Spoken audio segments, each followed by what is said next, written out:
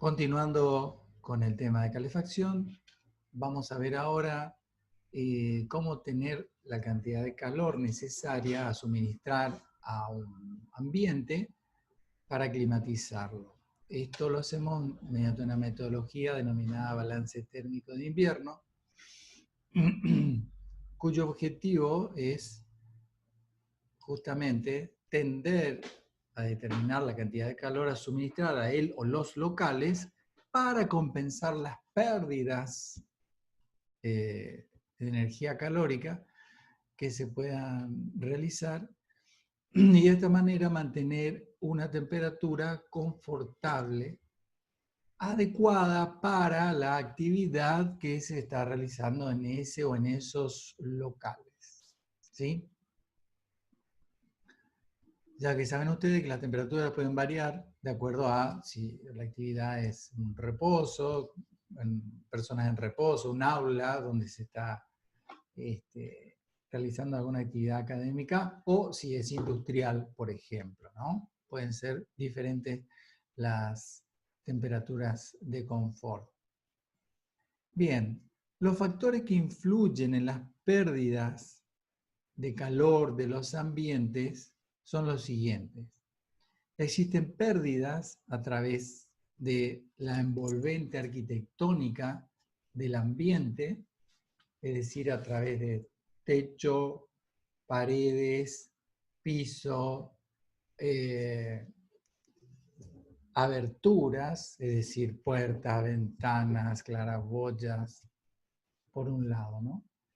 Por otro lado, como es necesario realizar un recambio del aire, o por lo menos ingreso parcial de aire no utilizado, no viciado por el uso que puede llegar a haber en ese ambiente, ¿no? Hay pérdidas que se pueden generar cuando ingresa aire exterior al ambiente a menor temperatura, ¿sí? Que puede ser por este tema de ventilación que le digo, es decir, renovación del aire, o bien puede ser simplemente porque se infiltra, ¿no? Y en nuestra zona, donde no tenemos los ambientes herméticamente sellados, como puede tenderse en zonas más frías del país, acá tenemos muchas rendijas, muchas aberturas por donde se filtra aire exterior o aire desde el exterior a menor temperatura. Bien. Ahora, por otro lado, hay algunas otras circunstancias que son favorables para el ambiente a calefaccionar, que son, bueno, el calor que despiden las personas que ocupan ese lugar, la iluminación artificial, como hablamos de refrigeración, todos los aparatos eléctricos, a gas, a vapor, que puedan introducir calor al ambiente, y cualquier otro elemento interno del ambiente que pueda estar generando calor. Y esto es favorable en el sentido en que no se lo considera en el cálculo, ¿no? Es como tener un coeficiente de seguridad. No lo consideramos en el cálculo y está jugando a nuestro favor. Lo que sí hay que tener en cuenta es toda la pérdida que por diferencia de temperatura interior-exterior se puede realizar por toda la envolvente arquitectónica, ¿no? Y la infiltración de aire que se pueda generar. Los datos de partida son similares a los que necesitamos para el caso de refrigeración, es decir, todos los planos de planta del local, todos los datos de arquitectura del local, los planos, como ser de planta, sección, fachada, que es el mismo que ustedes trabajaron para el trabajo práctico de refrigeración, ¿sí? Ya sé que no empezaron todavía ese trabajo práctico, pero bueno, esa misma habitación que ustedes climatizaron para un día típico de verano, ahora esa misma habitación hay que climatizarla para un día típico de invierno. ¿Está bien? En esta localidad, o verá, Misiones. Bueno, supongo que están todos en Noguera Misiones, pero si no, en la localidad donde ustedes se encuentran. Bien, además de estos datos que ya tienen, la situación, latitud, longitud, altura respecto al nivel del mar, tipo de atmósfera, que también ya tienen, porque ya lo tienen de trabajo de refrigeración, después el tipo de construcción, secciones de las paredes, del suelo, del techo. Acá cuando digo así varios, cuidado con el tema de los suelos, bueno, porque puede darse el caso, le digo, por cuestión teórica, puede darse el caso de que un ambiente tenga parcialmente debajo del piso suelo natural y parcialmente tenga una cochera, por ejemplo. Entonces van a haber dos sectores de piso diferentes. Por uno se hará una transferencia de calor hacia el exterior, que es, supongamos, donde hay una cochera debajo, y por el otro sector no se produce ninguna transferencia de calor. Podemos suponer que no se produce ninguna transferencia de calor. ¿Está bien? Sin ir más lejos, acá en la Facultad de Ingeniería tenemos un aula, el aula 2, que una parte da sobre otro local en planta baja y otra parte sobre el laboratorio de estructuras. O sea que hay dos situaciones internas. El laboratorio de estructura no está climatizado, es muy grande, climatizarlo es muy oneroso, y, bueno, no se climatiza. Pero el aula sí se climatiza, que está abajo. Entonces, no es un aula el que está abajo, es el laboratorio de suelos, el laboratorio de suelos que está abajo. Y ese sí está climatizado. Entonces, en esa aula tenemos dos situaciones en lo que al suelo, al piso del aula se refiere. Y hay que medir, bueno, qué parte está dando a un local climatizado y por lo tanto no hay pasaje de calor y qué sector, qué superficie del piso está dando a otro local que no está climatizado, por lo tanto hay pasaje de calor hacia abajo. ¿Está bien? Y bueno, y de esa manera, de esa misma manera con respecto a las distintas paredes y el techo también. Tipo y características de cerramientos, bueno, ya lo tienen relevado del trabajo práctico anterior, ventanas, puertas, claraboyas, etc. Uso de local y cuáles serán las condiciones interiores de diseño en cuanto a temperatura de bulbo seco y humedad relativa ambiente. Estas condiciones interiores para el caso de invierno los vamos a obtener también de tablas como obtuvimos la del día típico de verano. Grado de tolerancia a temperatura y humedad interiores, bueno, si es que lo hay, no sé, nunca lo apliqué. Tipo de combustible deseado para calefacción, bueno, en el caso de ustedes van a aplicar directamente un equipo independiente, tipo split, van a dimensionar de esa manera, o sea, el tipo de combustible va a ser energía eléctrica directamente, ¿no? Temperatura del agua disponible, caudal, bueno, eso en el caso en que sean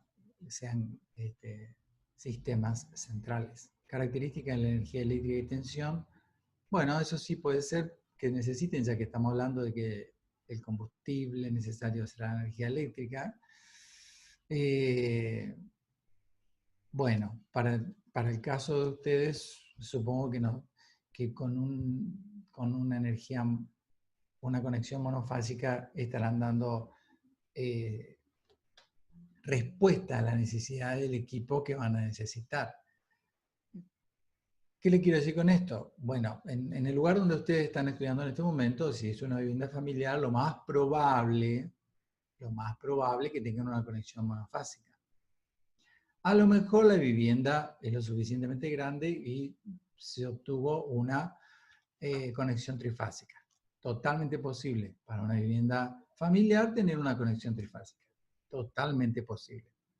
El tema es que si tienen una conexión monofásica en su casa, que hoy por hoy ustedes ya saben que pueden ir y verificarlo, porque ya aprobaron, ya pasaron la cátedra de instalaciones de edificio, entonces ya saben ir y ver que tienen una conexión monofásica.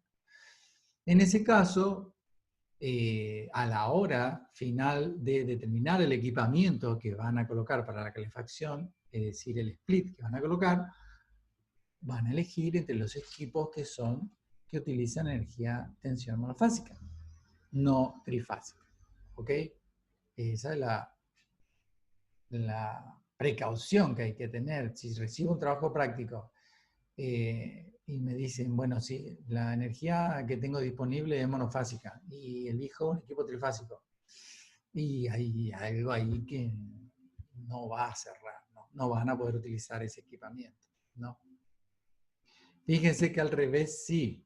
Si tienen una conexión trifásica, sí pueden elegir un equipo monofásico, porque con la instalación de un trifásica se pueden colocar equipos monofásicos. Se utiliza una de las fases, una de las tres fases y listo, no hay problema. Bien. Dimensiones y situación de la sala de máquina para el caso de equipos centrales y regeneración de aire necesaria. Bueno, siempre cuidado con esto, les digo que suele dar valores muy elevados, pero sigamos avanzando. Bien, acá tenemos una tabla de una de las bibliografías que nos indica cuál sería la temperatura y humedad relativa dependiendo de los tres niveles de confort que se pueden elegir. El confort máximo, normal o mínimo. ¿Sí? Esto ya lo habíamos visto, lo mismo que se aplicó para el tema de refrigeración. Acá, en esta otra tabla, que también le mostré, pero hablamos solamente de la situación de verano, ahora pasamos a la situación de invierno, y tenemos una diferenciación cuando es con humectación y sin humectación. Normalmente en invierno se recomienda también utilizar la función humectación, porque el aire, al elevar su temperatura, digamos, el aire con temperatura elevada es como una esponja y absorbe humedad ambiente, ¿no? Y entonces eso puede llegar a provocarnos algún tipo de incomodidad en las vías aéreas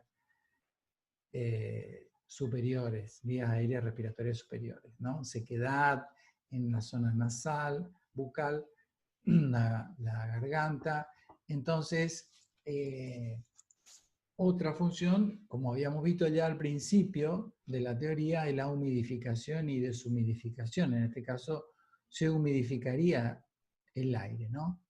Algunos equipos compactos de aire, de acondicionadores de aire, eso de pared o de ventana, suelen tener abajo una bandejita donde se acumula algo de agua de condensación. Es el agua que se coloca en ese lugar, puede llegar a cumplir la función de humectación. Al ingresar el aire dentro del ambiente, en el sistema de calefacción para la temporada invernal, el agua pasa por arriba del agua, el aire que va a ingresar al ambiente pasa por arriba del agua y de esa manera va tomando algo de humedad y va humidificando el ambiente interior. En el caso de los split no ocurre eso, entonces, bueno, tenemos que colocar algún recipiente con agua adentro del local para humectar un poco el ambiente cuando se vuelve incómodo, ¿no? Cuando baja el confort de eso. Bien, con humectación entonces vemos que la temperatura de bulbo seco en grados Celsius anda en 23, 24 grados.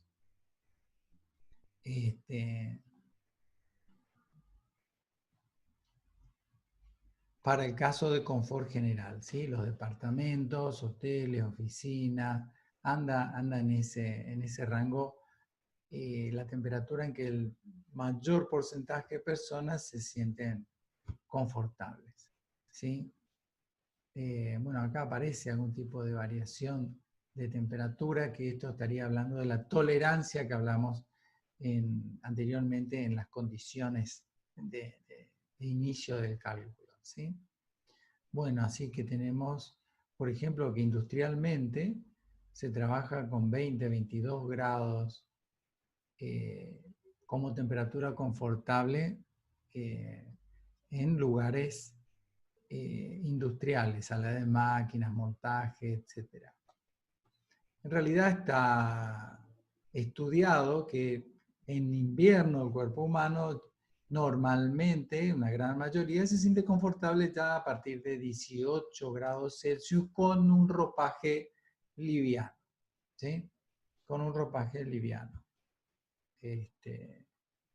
Bien, de acá entonces pueden sacar de estas tablas las temperaturas de diseño interior, como así también las humedades relativas ambiente. Bien, las condiciones exteriores a tener en cuenta, vemos que es similar a la refrigeración, ubicación geográfica de la localidad donde va a estar el ambiente, latitud, longitud, altura sobre el nivel del mar, situación geográfica de la vivienda respecto a la orientación de las paredes, eso todo ya lo tienen asimilado del práctico anterior, edificio cercano, cuidado con la vegetación cercana, que hoy está y mañana puede no estar.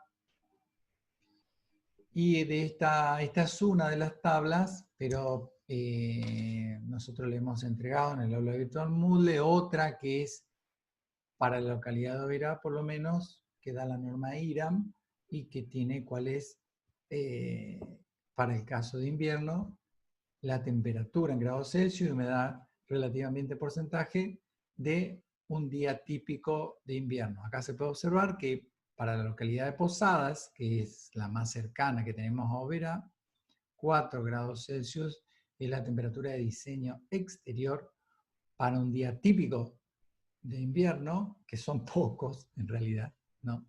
Y un 75% de humedad relativa, que sinceramente yo creo que se quedan cortos. Creo que un día típico de invierno tenemos una mayor humedad relativa ambiente, pero bueno.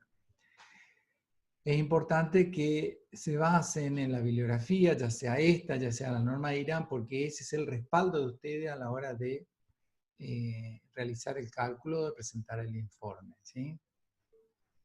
Por más que puedan disentir algo, porque bueno, la sensación que ustedes tengan puede ser otra, ¿no? Aparte les comento que todas estas temperaturas y humedades relativas al ambiente se obtienen a partir de una estadística de muchos años de registros de la misma. Ahora, ¿dónde se hace esos registros? Se hace en una estación meteorológica. Ok, ¿dónde está la estación meteorológica en Oberá? Está en una esquina, en la calle San Juan, que queda ahí cerca de la avenida 25 de Mayo. Bueno, por ahí en la segunda cuadra se ingresa a la derecha y está la calle San Juan y no recuerdo la otra calle, ¿cómo se llama? En ese lugar. O sea, me refiero a un lugar urbano céntrico. Les puedo asegurar que por estudio de investigación que realicé junto con colegas acá en la Facultad de Ingeniería, había una gran diferencia de temperatura entre ese punto de la localidad de Oberá, por ejemplo, con el barrio Las Palmas, si conocen, que está saliendo para Panambí, ¿no? Van saliendo Panambí, ahí va Villa Bonita, creo, y luego bajan en un bajo, todavía pertenece ahí a Oberá, y ahí a la derecha se extiende un barrio de viviendas de Liproda, que se llama Las Palmas.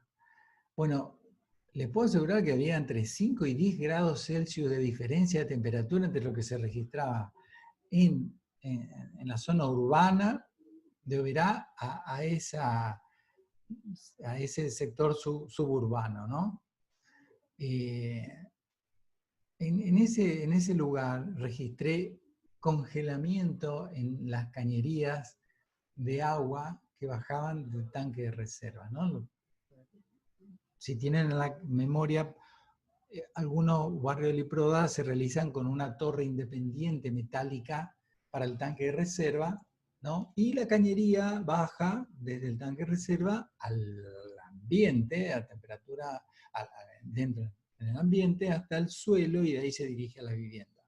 Bueno, esa cañería que queda así expuesta al ambiente, en invierno, en algunos inviernos, acá no verá, ha llegado a tener congelada el agua dentro de ella. Entonces las personas tienen que esperar a las 9, 10, 11 de la mañana que aparezca el sol, que irradie, que vaya elevando la temperatura por sobre el 0 grados Celsius, y ahí empiezan a tener agua en la vivienda.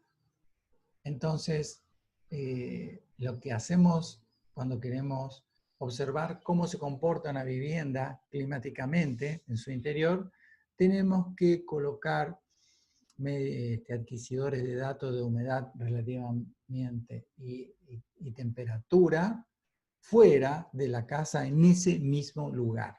Tenemos que hacer los registros en paralelo al mismo tiempo, sincrónicamente, adentro y afuera del hogar, porque les puedo asegurar que no nos podemos basar en un registro de temperatura que se esté haciendo en el centro de la ciudad, porque tiene otros valores. ¿Ah? Siempre en la zona suburbana hay menor temperatura que en el centro de la ciudad, por el tema de la vegetación, por las alturas, pero en definitiva hay menor temperatura. ¿Sí? Bien, entonces, el cálculo de las pérdidas de calor viene dado por la siguiente fórmula. Por un lado, trabajamos con el calor que se va perdiendo por transmisión a través de la envolvente arquitectónica. Esa cantidad total de calor que se va a perder por transmisión va a ser igual a la cantidad de calor por transmisión de las superficies que limitan el ambiente, es decir, la envolvente arquitectónica, multiplicado por una serie de factores que lo van a mayorar. Esta parte del Q0 es la pérdida de calor, bueno, que ya la hemos visto en coeficiente de transmisión de calor a través de varias paredes, de varias capas paralelas.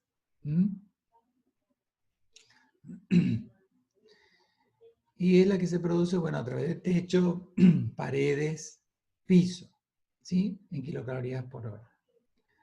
A ese valor lo vamos a multiplicar por este coeficiente que es mayor que 1, y por eso es 1 más este coeficiente Z sub D, que es un incremento que se realiza por interrupción del servicio, y que ahora vamos a ver tiene en cuenta de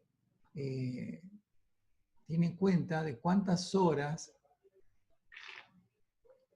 estará detenido el servicio de incorporar calor a ese ambiente. No es lo mismo, por ejemplo, el caso de una unidad coronaria que va a estar en funcionamiento las 24 horas del día, y por lo tanto no va a tener ninguna interrupción en el servicio de calefacción. No es lo mismo que, no sé, un aula que va a estar funcionando, supongamos, de las 8 de la mañana hasta, no sé, las 20 horas, y luego ahí va a tener un corte y va a reiniciarse recién al otro día a las 8 de la mañana. No es lo mismo que el caso de un cine, por ejemplo, que puede estar trabajando, no sé, desde las 7 de la tarde hasta la 1 de la mañana, y luego va a tener todo el equipo detenido hasta las 7 de la tarde del día siguiente. No es lo mismo. Entonces, dependiendo de esa cantidad de tiempo que no va a estar ingresando calor al ambiente, bueno, habrá que generar una mayoración, y a eso se refiere TZD. El otro coeficiente que aparece, ZH, tiene que ver con la orientación. Y ahí aparece un incremento del valor de la pérdida debido a la orientación que tenga, a la orientación principal que tenga ese ambiente, ¿sí? No es que hay que considerar una por una todas las paredes, sino que se considera una orientación principal del ambiente respecto al exterior, respecto al norte, ¿no?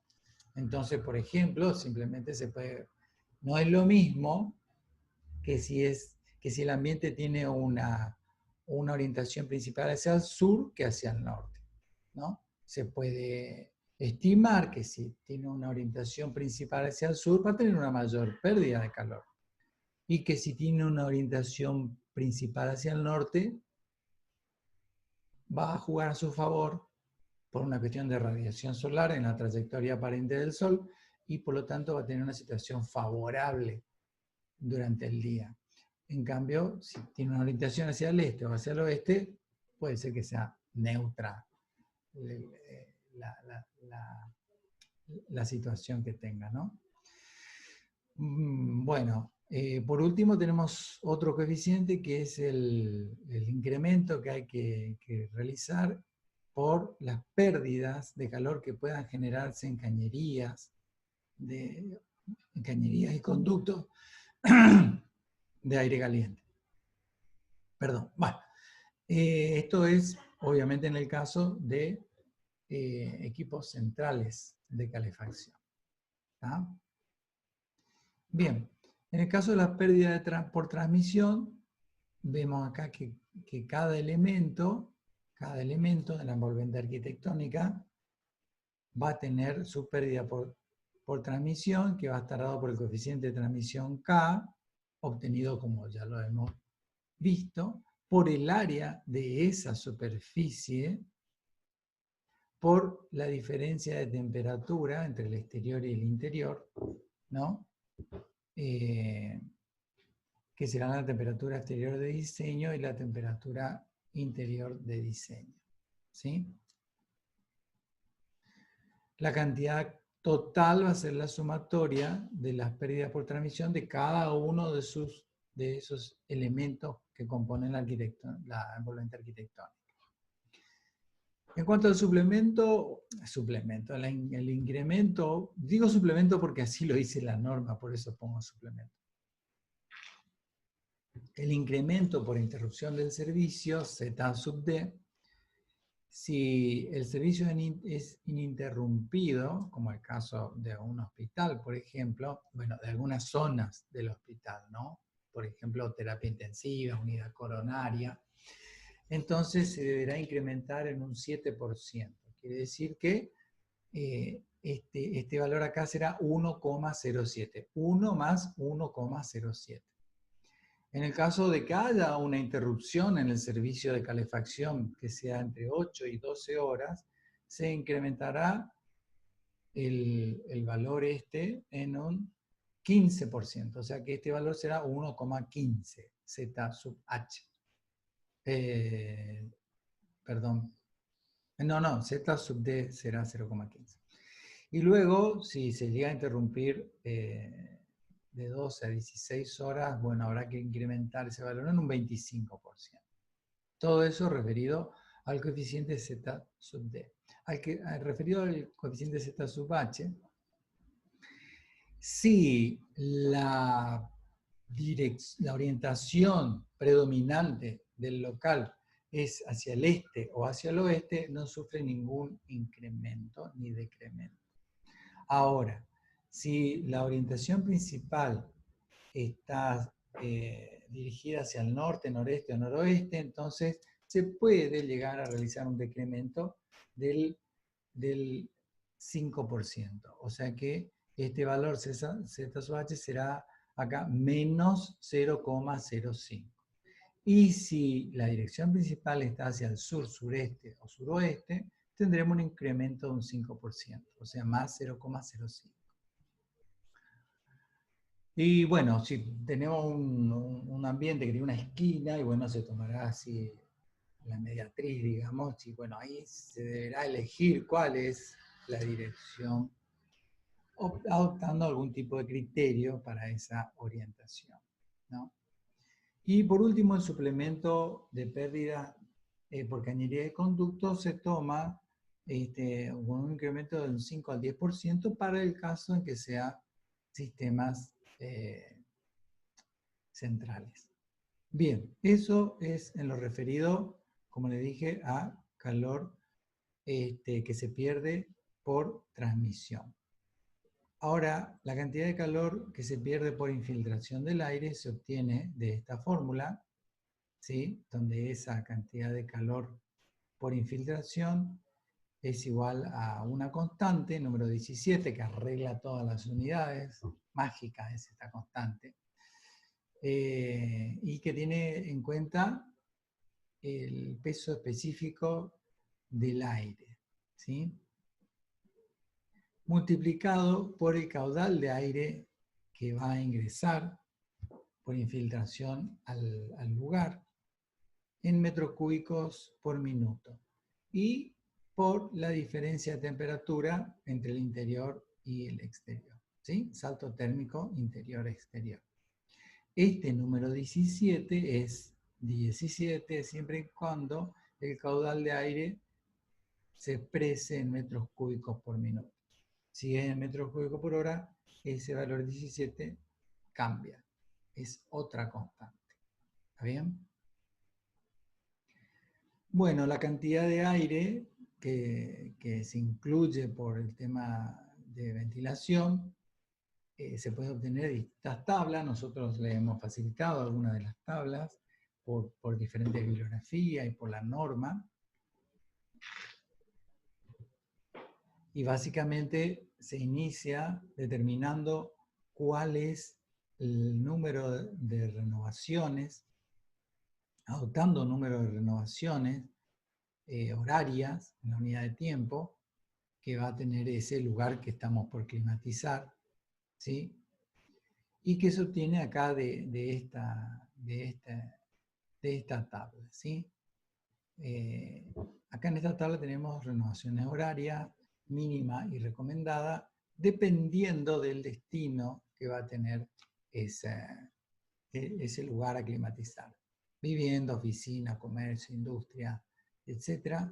Y acá tenemos una cantidad de renovación de todo el volumen de ese ambiente mínimo y cuál sería lo recomendado.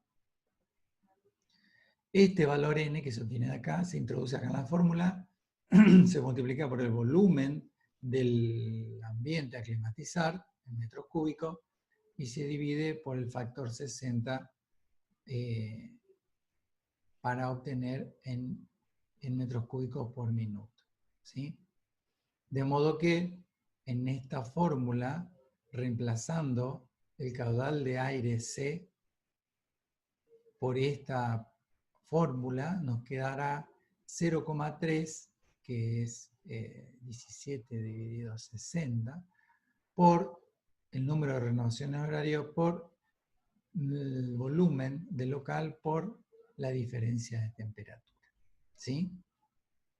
El salto térmico. Y de ahí se obtiene la cantidad de calor que se pierde por aire de renovación. Por lo tanto, la cantidad total de calor que vamos a tener que aportar al local va a ser igual a la cantidad total por transmisión a través de la